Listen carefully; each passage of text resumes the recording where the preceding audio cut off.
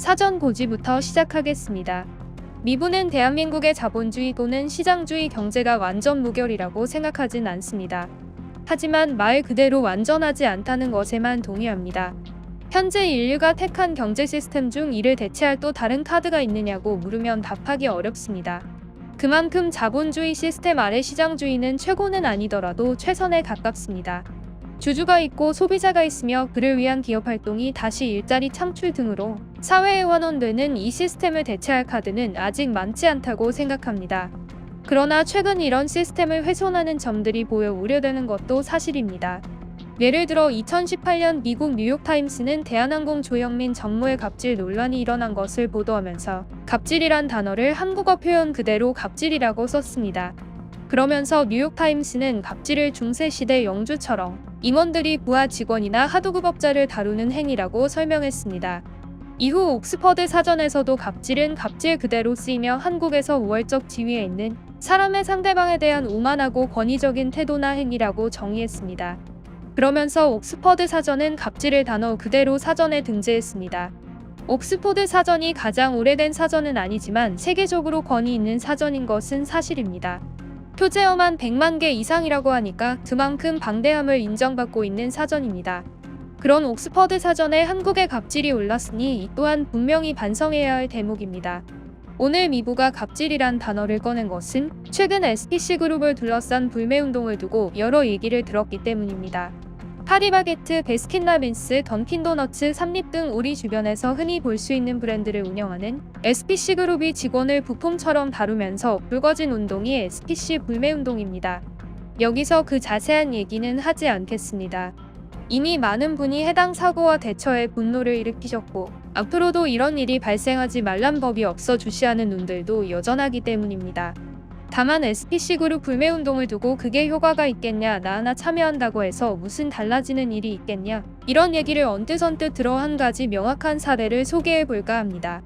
해당 사례는 남양유업입니다. 때는 2013년 1월입니다.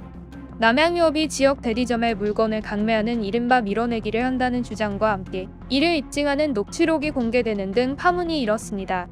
그리고 이 사건은 비슷한 시기에 터진 포스코 임원의 기내 승무원 폭행 사건 등과 함께 대표적인 대기업의 갑질 사례로 분류됐습니다.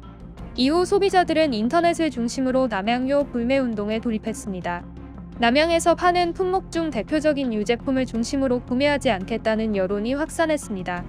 그런데 그때도 지금의 SPC그룹 불매운동과 마찬가지로 한쪽에선 그거 효과 없어, 한때겠지, 나 하나 안 사고 안 간다고 뭐 등등의 얘기가 나왔습니다. 하지만 현재 결과를 보면 전혀 그렇지 않다는 것을 실감할 수 있습니다. 꾸준히 지속한 불매운동 앞에선 그 어떤 기업도 절대적일 수 없으며 심각한 타격을 받는다는 점이 숫자로 입증됐기 때문입니다. 한번 남양유업 실적을 찾아보겠습니다. 당장 불매운동이 시작된 2013년 연간 실적부터 남양유업은 매출액이 전년보다 9.9% 줄고 영업이익은 174억 원 적자로 돌아섰습니다. 이후 2014년에는 영업이익이 마이너스 260억 원을 기록하며 적자 폭이 더욱 커졌습니다. 남양유업은 이렇게 살금살금 적자 늪에 빠지더니 이후 11분기 연속 적자를 기록하기도 했습니다.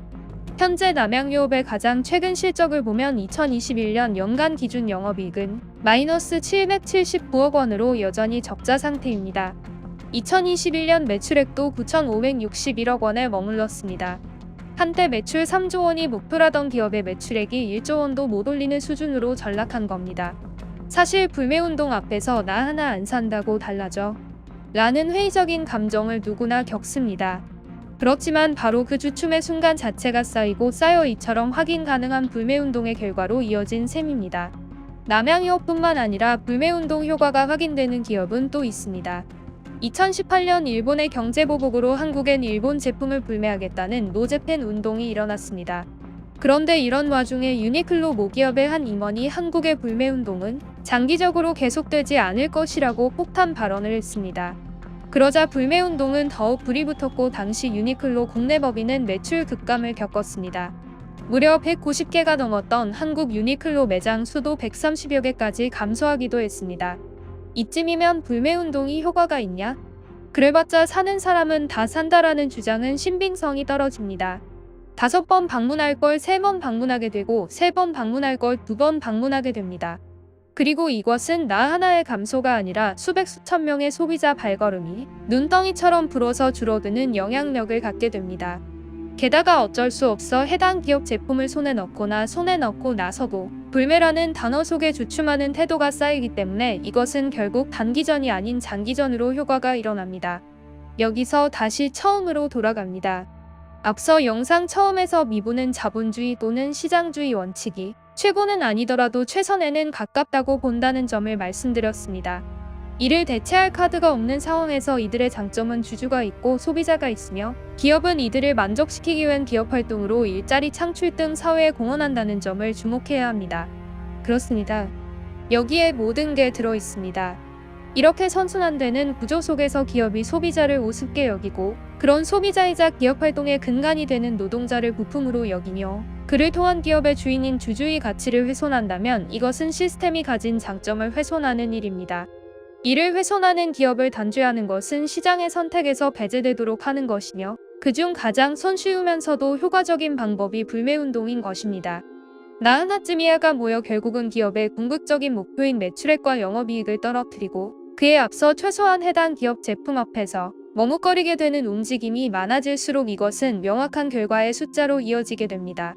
그리고 나아가 이것은 기업을 옹호하면 보수적인 정치 성향을 가지고 있으며 기업을 비판하면 진보적인 정치 성향을 가지고 있다는 일부의 편협한 사고와도 거리가 먼 우리 사회 시스템을 건강하게 만드는 하나의 시각입니다. 오늘 미부는 더 많은 건강한 기업이 나오길 기대하는 마음으로 불매운동을 다뤄봤습니다. 우리가 따르고 있는 경제 시스템을 훼손해 개인이나 사회 공동체 전체의 눈살을 찌푸리게 하거나 분노하게 하는 일이 나오지 않았으면 하는 마음입니다. 나 하나쯤이야가 나 하나까지도라는 멋진 소비의식으로 싹트길 바라는 그런 바람과 함께 더 좋은 기업 문화가 대한민국 사회에 뿌리내리길 바랍니다. 감사합니다.